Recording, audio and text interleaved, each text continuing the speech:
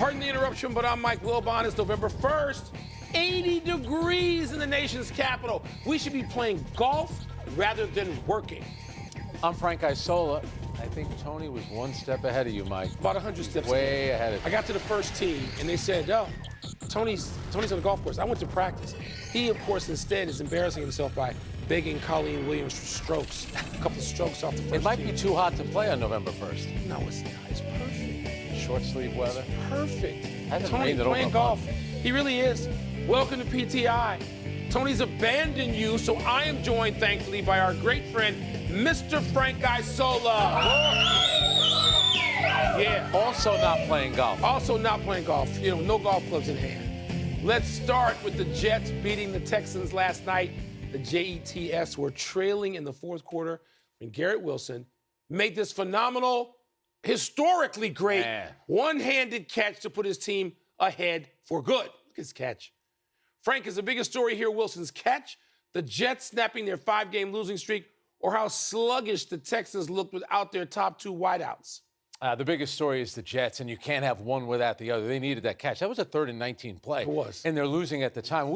Ever since Odell Beckham had that incredible catch against the Cowboys, we've seen this at so many different levels, a one-handed catch. But that one is spectacular, Mike. He's running out of real estate. Number one, not only is you making the catch, you got the 1 foot down, and originally it was called incomplete. He got his shin down. I don't know. And that's why it was so great. You can't take it away. You shouldn't take it away. And that's what the coach said. Why not just get to the rule 1 foot down? It would eliminate a lot of replays just to do what they do in college. Okay. But that is an absolutely spectacular catch. And the Jets looked like they were going to self-destruct. 69 total yards in the first half. The crowd is chanting, "Sell the team." They needed something at that point.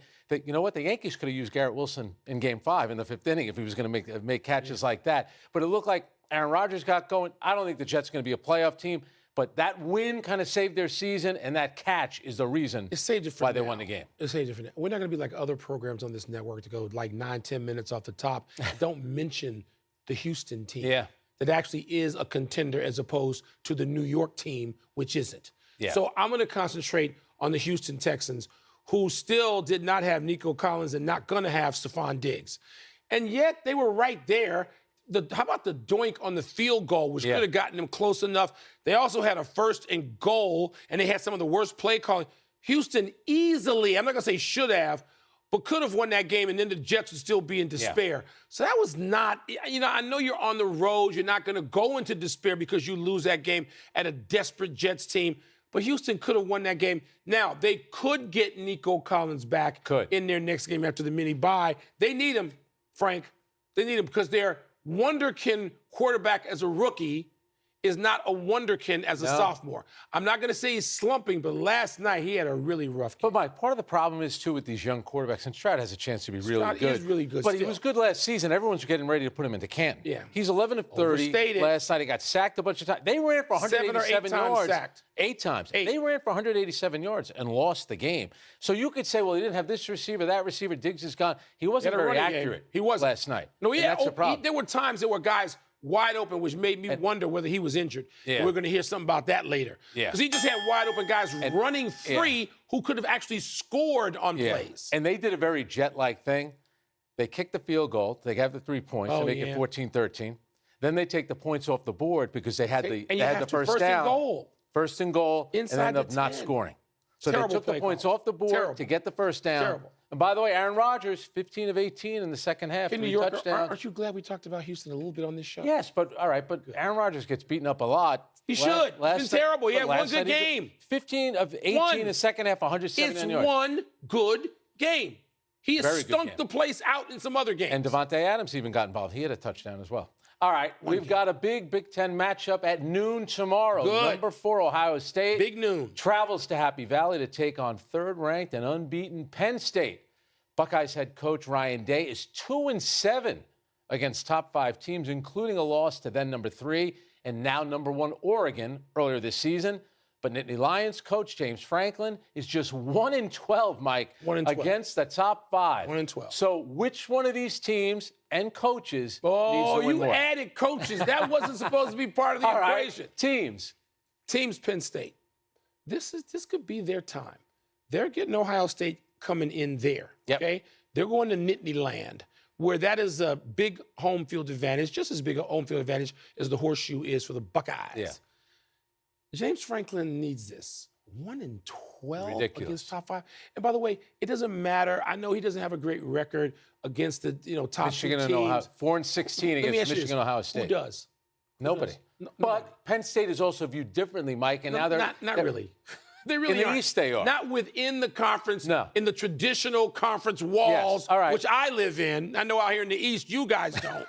But Ryan Day, if he loses this game, I mean, then he's in a must-win situation for the Michigan game. Or guess what he's going to be? I know. He's going to go bye-bye. Because you know how upset they're going to be, even if he loses at a Penn State team that ought to win that game at home tomorrow. Yeah. All right. So Drew Aller, the quarterback of Penn State, was hurt in the second half. I'm worried about that. So he's got a bad knee. That could impact Penn State. I think you're right about James Franklin. At some point, he needs a signature win here. And right now, Penn State, with the expanded playoffs, has a chance to get in.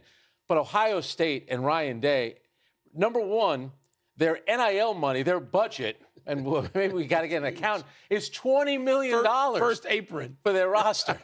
10 years from now, what's that? What do you think that NIL money is going to be? Probably going to be 40 or 50 million. Oh, no, way more than that. But how about 40 or 50 million in 3 years? But how about Urban Meyer putting so much pressure on Ryan Day by coming out and saying this might be the best roster in the Big Ten in over a decade? I don't even. Why is it when guys coach, they claim they have no talent, but when somebody else is coaching, they got all the talent in the world? Because he wants somebody else to feel the pressure, and particularly in a place where he knew what the pressure felt like. And I don't know what their relationship is. Yeah. Like you, I was sitting there going, why would you do that? Doing that? Why is he doing that? But Ryan Day has legitimate, real pressure outside of Urban Meyer, right? Yeah. Franklin does not have that kind of pressure. They're not going to talk about firing him if they're not going to talk about firing him if they lose to Ohio State.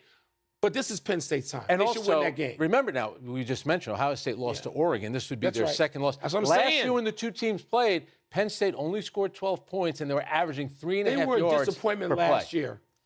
This is their time. Offensively, they're always going to win this shaken. game. If they have to use Penn a sophomore State's quarterback, going to win this game.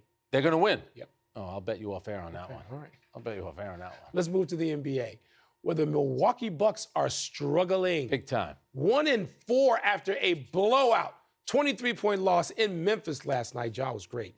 Yesterday, CBS Sports reported teams are circling and hopeful that the Bucks will trade Giannis before the February deadline. Wow.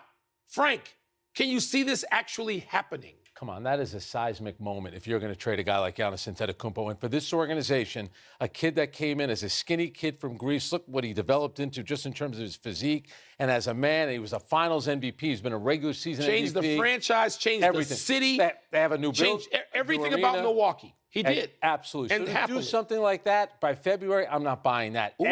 After the season, that's different, Mike. And there's a lot of teams, including your Oklahoma City Thunder, that have a lot of draft picks. The San Antonio Spurs are in the same boat. City. The Brooklyn Nets messing with mentioned. The Spurs. That's trading. Got to trade them to the West, which you mentioned some Western teams. Yeah. How about the Lakers? What do they have to give? If I'm giving Mike, I'm giving up my franchise player. Right? I got to get something back. And if I'm going to trade him, I want draft picks. The Spurs have picks. I want picks and Oklahoma City and the Brooklyn Nets have picks. Oklahoma City doesn't need them. Oklahoma City is going to win this year, or at least get to the finals. They don't need that. You put Giannis in there, you got to remake your team on the floor with the people that you've invested in. You know, Oklahoma City doesn't need him. There's some places, many places that need Giannis. Let me just go back for a second. I think this is going to happen. By February. I think it could happen because the Bucks are floundering. Yeah. I was there opening night when they beat Philly, and I know how up they were and seeing, seeing Doc and, thinking that the defense was coming together. They had a training camp together. It looked then in the moment like at first blush, like, okay, the Bucks are going to. But the problem is all of a sudden, Frankie, you know this, Giannis has become Kawhi in the playoffs. Yeah. He ain't out there enough that his team is at a disadvantage. He hasn't played in a playoff win in over 2 years. Okay. He wasn't involved in the last 2 years. So if you're not going to have Giannis for that, and I understand, he is still a great player. How great was he last night? He is still 37. capable of putting a team on his back. The question is, for how long? Can he do it in the playoffs without being injured? Can he do it with Dame Lillard, who they've also invested in? Man, they looked last night. You looked at it, and I'm sure you did, and just went, really? they're going to continue like this all season. I have a hard time seeing that. Number one, he's the only asset they have. They're in the luxury tax. Dame's an asset. So who's that? Dame. Not at that contract, he isn't. Well, not at that age and that kind. He was 1 for 12 last night. I know. Oh, I think it was 0 for 6 on little threes. bit. And you know, it's funny. You said, well, how's he going to fit in with Oklahoma City? That's why I'm trading him after the season. If Oklahoma City comes up short, they may think, you know what? Maybe we need to add this guy with Shai Gilgeous-Alexander to make a run at it. I'm trading a guy like Giannis. It's going to happen during the offseason. And here's something else to keep in mind. Their next 5 games, home and home with Cleveland. Then they get Utah at home, who, by the way, smoked them last year at home. Then they go to New York, and then they come home for Boston. What are they going to look like their next 5 games with that schedule? Yeah, the Cleveland games are now even tougher looking than we thought a week ago. Lillard, we love Damian Lillard. That's a problem, though. He looks old out there, and he can't make a shot. I want the Bucks to be viable. They're not they don't look viable. Not at all. We're taking a break. But coming up, Joel Embiid dropped some bleeps on the Philly media. What's the word for that? And what should we say if the Broncos beat the Ravens? At this rate, Doc will be playing golf in mid-April, not after. I'm not saying now. I like playing golf with Doc, but not now. I was with him 2 weeks ago in Milwaukee. They sounded optimistic. Pardon the Interruption is Welcome back to Pardon the Interruption, presented by Crown Royal, part of Happy Hour.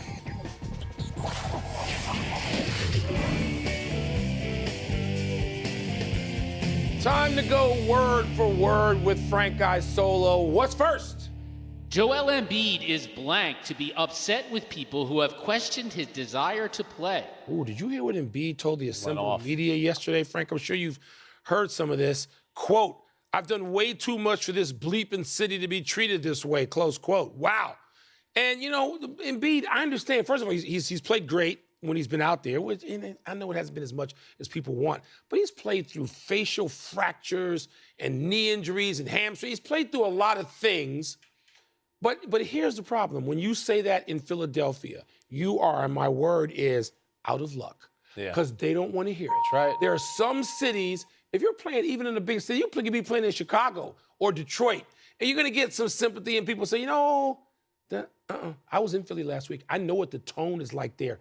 I know how frustrated people are, and they're like, let's go now. He's out of luck if he's trying to appeal to that audience. See, it's like you're an old newspaper guy again. You're thinking yesterday. It was today that he said it. It's Today, like you're writing your story for tomorrow's paper. Yes. My word's going to be misguided, and I understand wanting to defend yourself, but I think what he doesn't realize is people are looking at it this way.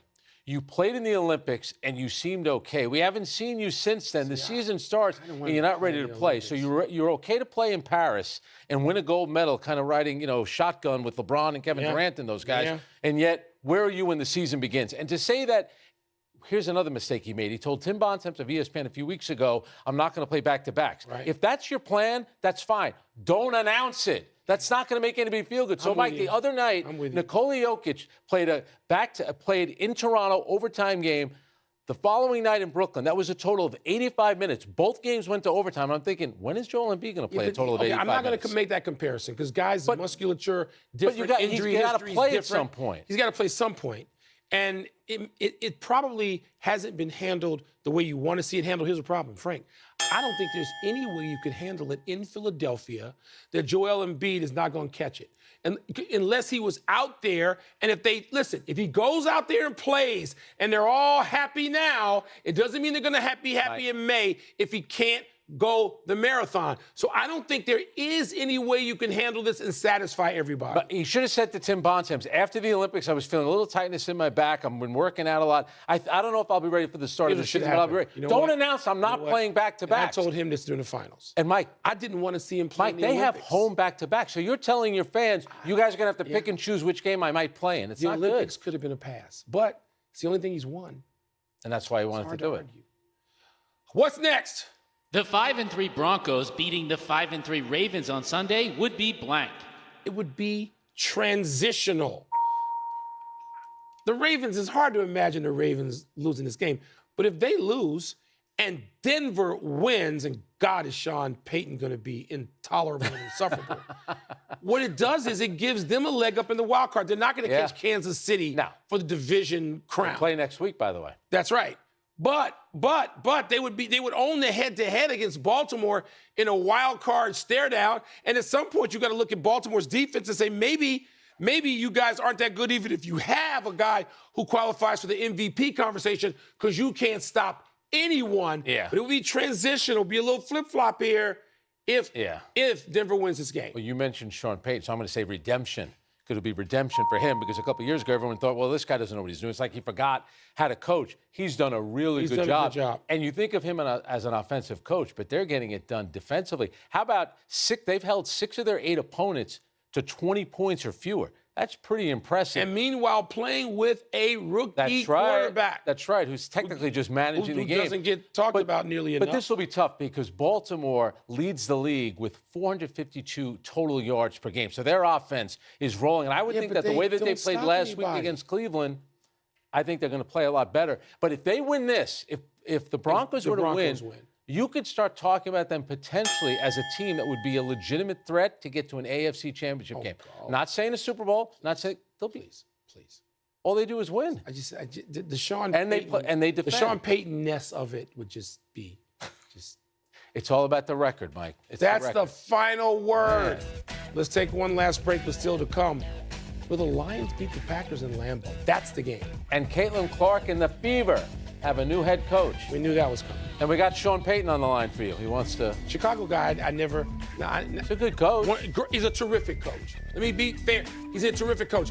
He's also, insufferable. A lot. He didn't invent this. A lot. I get it. But he didn't invent it? No. Time for you people to get happy. Happy 20th birthday, Stephon Castle. As the Big East Freshman of the Year, Castle helped UConn to the national title back in April. The Spurs then selected him 4th overall in June's draft. So far, a little slow, averaging less than 6 a game and shooting just 1 for 10 from 3. Castle did have 8 points in last night's win over the Jazz, though his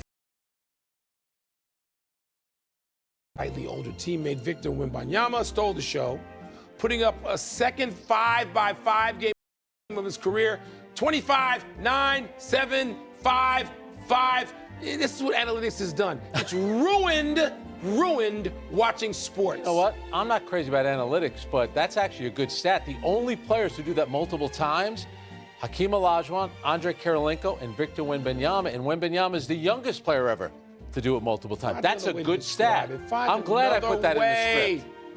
Happy anniversary, James Harden. On this day last year, the Clippers finalized a deal to acquire the former MVP from the Sixers in a trade that involved 7 players and multiple picks. Harden joined Kawhi, Paul George, Russell Westbrook on a team that some thought could compete for a title right away, but never got in sync and fell to the Mavericks in the first round of the playoffs. This season, George and Westbrook are, of course, gone. Leonard's injured, so Harden has had to carry the load. He is averaging 24, 8 boards, and a career high 12 assists per game, though not 5, and 5.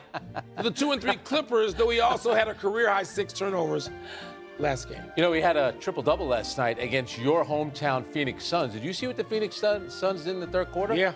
They started the second half with 15 straight makes. Yeah, they needed. They were like 20 down again. And your boy Booker, 40 points last night. 15 straight makes. They get Beal back in there. They're 4-1.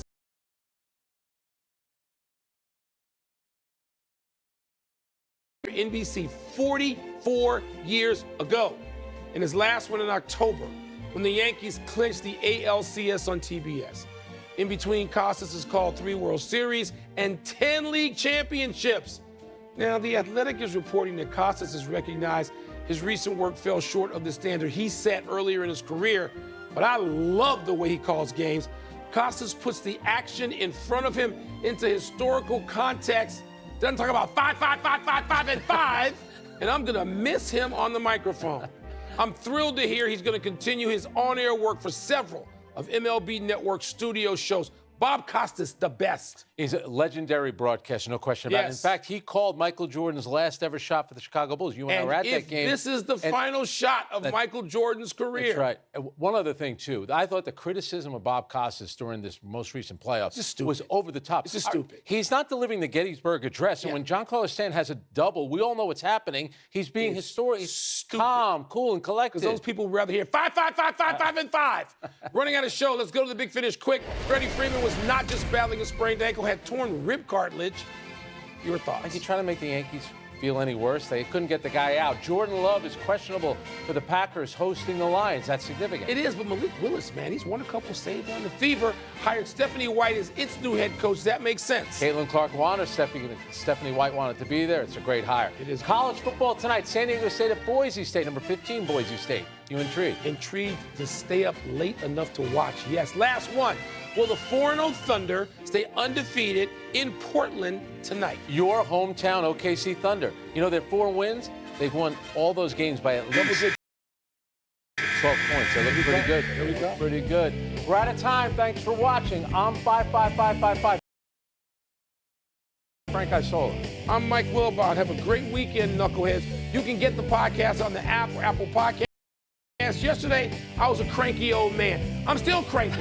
5, 5, 5, 5, 5, and 5. What stat do you like? Get out of here. What stat do you like? Wins.